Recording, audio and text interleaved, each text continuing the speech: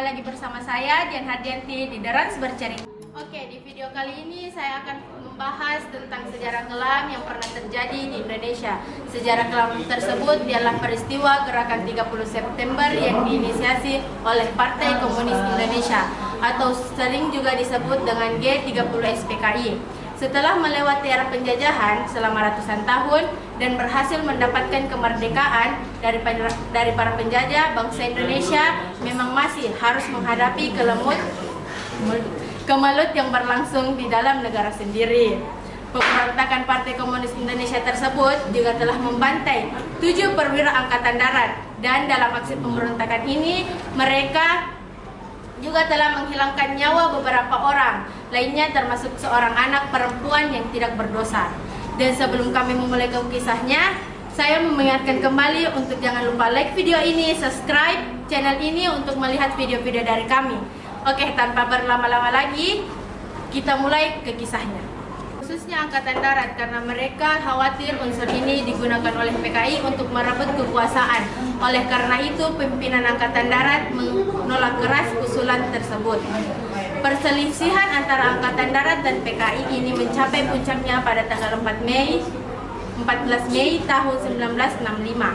Ketika terjadi peristiwa Bandar Betsi di Simalungun, Sumatera Utara, dan di saat itu Pelda Sejono, seorang angkatan TNI, hendak menghentikan penyerobotan tanah milik perkebunan negara yang dilakukan oleh 3 sayap organisasi PKI, yaitu Barisan Tani Indonesia atau BTI, Pemuda Rakyat atau PR, dan Gerakan Wanita Indonesia atau Gerwani.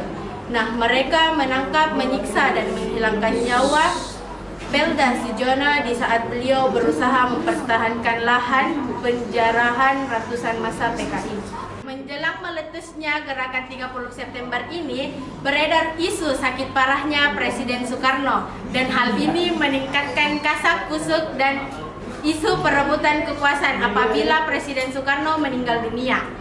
Namun menurut beberapa sumber saat itu, padahal DNID tahu persis bahwa Presiden Soekarno sebenarnya hanya sakit ringan. Menurut beberapa sumber saat itu, padahal DNID tahu persis bahwa Presiden Soekarno sebenarnya hanya sakit ringan.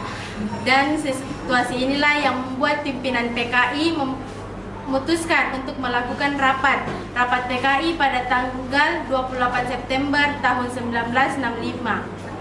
Dan inilah mereka langsung merencanakan aksi penculikan sampai akhirnya PKI dan simpatisannya pun berencana untuk menculik para perwira tinggi Angkatan Darat yang anti komunis saat itu. Ketua Biro Khusus PKI yang bernama Syam Kamaruzam dan Letkol Untung Sutopo, seorang perwira Angkatan Darat, menyusun nama-nama yang menjadi target penculikan saat itu. Letkol Untung telah berhasil mengumpulkan prajurit militer dan pembelot. Sekian dari video kami, kita akan melanjutkannya di part 2. Sampai jumpa di part 2.